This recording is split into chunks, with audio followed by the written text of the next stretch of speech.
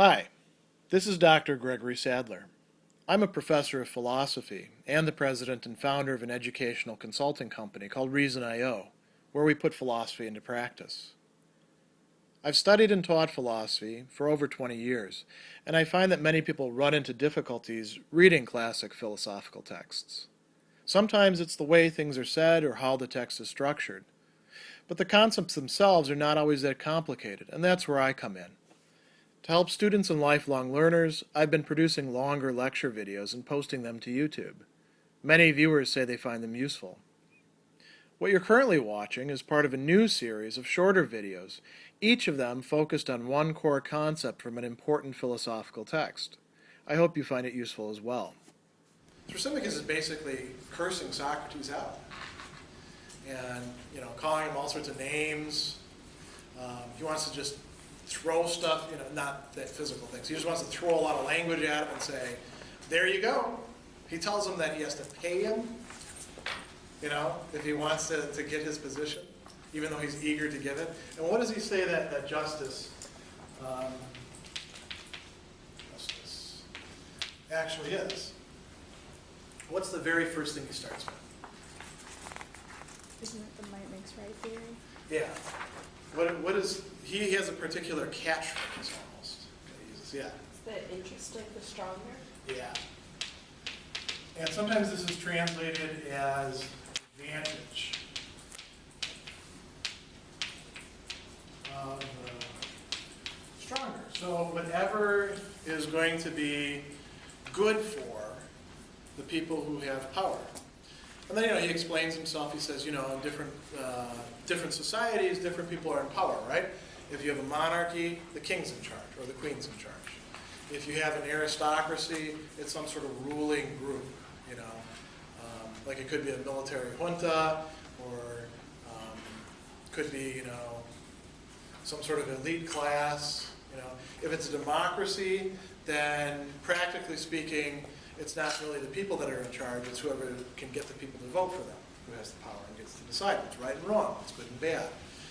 And what is good or bad, so if we're dealing with justice, we're actually dealing with what's right and wrong, an understanding of what's right and wrong, good and bad. Socrates makes some kind of silly remarks. Oh, you mean the wrestler gets to decide? He said, I'm not talking about that sort of stuff. Socrates brings up a much more important point, where he points out that, do we always know what's in our own interest? Well, let's think about that for a minute. We talked about children earlier today, right? And parents telling them, hey, do what I tell you, because I'm the parent. What are some cases where a child doesn't really know their own interest? Yeah. You want to eat ice cream all day? Yeah, most kids would probably eat ice cream all day. Just like most dogs, if you put a food bowl out there and you just kept filling it up, they just keep eating it. Some of them will actually eat until their stomachs are distended, and then they lay down. And well, kids would do that too. Some adults still do that, right? Not so much. Well, sometimes with food, more with drinking, I think. And then they say the next day, "I'll never drink again." But they do. So that would be something. Now, does the kid want to eat ice cream? Yeah. And if that kid was in charge, if that kid was the king or the queen, they'd be ordering ice cream to be brought to them. Right? Now, what are some other cases? What about, think about relationships. Go ahead. I'm going to give another example of the parent and child. Okay, go ahead. Like reading and other academics. Oh, yeah. Not wanting to study. Or, the same thing with music, right? Not wanting to practice. A good parent will force their child to do some things that probably the child doesn't completely enjoy or appreciate. Now, if you do study a lot, then eventually you come to like studying. If you do read a lot, eventually you come to like reading. Same thing with playing an instrument. Eventually you come to like doing scales. But even then, it's still kind of boring, not as fun as playing a song, right? One reason why I don't advance as a banjo player is because I don't play scales the way I should, and I don't practice that sort of stuff. I just want to play songs. So I find songs and I play them. But I'm not advancing. if somebody wanted to make me advance, they would have to sit me down and say, okay, you're going to do this, and this, and this, and that would actually be to my interest, wouldn't it? It wouldn't be to what I think is my interest, which is to do whatever I want to do. Now let's, yeah, go ahead. But once your interest is just, play one particular song, that's all you want to do with the banjo. How would, Oh, well, we can distinguish. That's a good question. That'd be a weird kind of player. that's what you want to do with your life. Just one song all the time. Play the best of It your would drive everyone nuts if I did that, Or one chord all the time. Oh, that'd be even worse. And a banjo has that drone string too, so it's always playing the same note no matter what. What Socrates would say would be that I would be failing to distinguish between what I feel to be in my interest and what is genuinely in my interest. We can be mistaken about what really is in our interest. And he says this goes for rulers too. Now think about if you were put in charge and the temptations that you would face. Suddenly you're king of the world or queen of the world. What sort of temptations would you face where you would have a desire for something and you would think, hey, that's in my interest, but it probably would not be in your long-term interest or your growth as a person, yeah.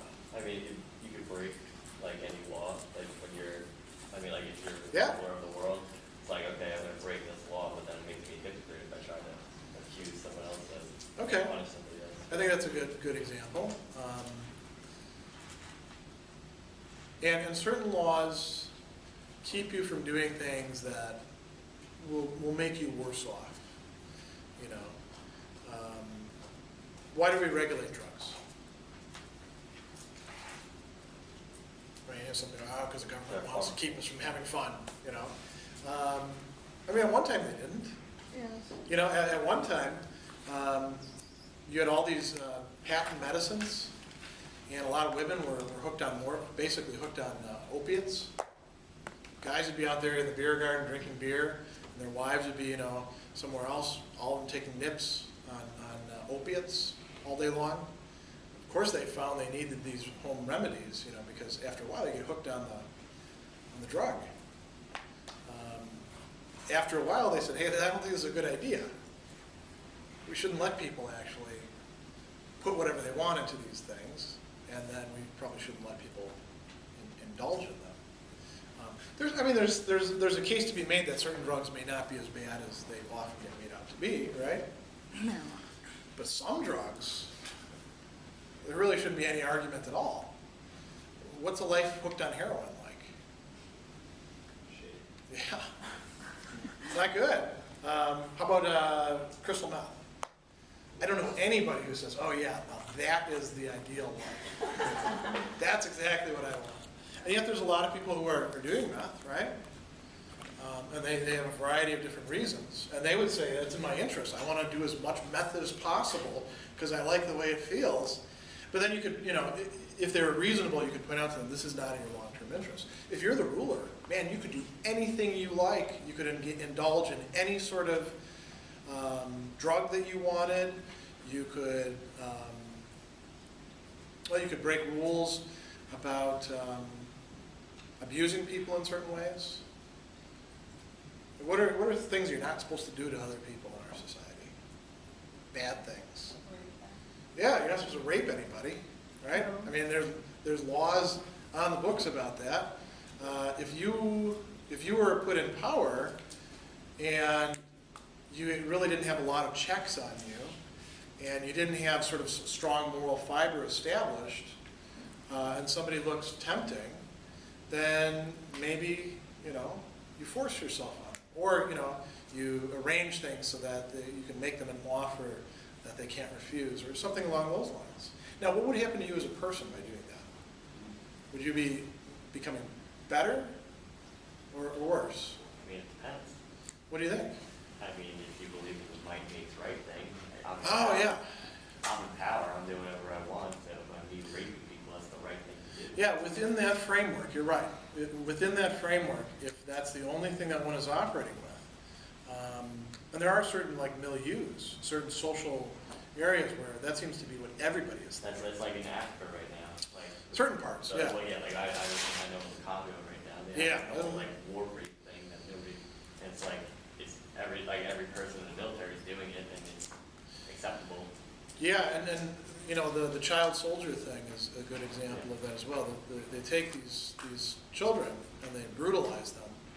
And now it's been going on like 4 or 5 generations. So the people who did it before were at one time themselves taken away from their homes at 10 years old and, you know, beaten, you know, done all sorts of things, brutalized in many ways, and then they become that after a while. That would be sort of an epitome of the might makes right philosophy. Now, if you had any qualms, though, if you had any sort of like, you know, thing in the back of your head saying, you know what, maybe this isn't right, you'd already be sort of getting outside of the might makes right theory. You would see that it's not fully adequate. And in that, here's what Socrates is pointing out. Sometimes the rulers don't actually know what's in their own interests. So if you're going to define justice or goodness as doing just what the rulers are commanding, sometimes the rulers will actually command you to do things that are not good for them. So which is it? There's a contradiction there. There is some sort of way in which this argument or this position that Thrasymachus is taking goes off the rails.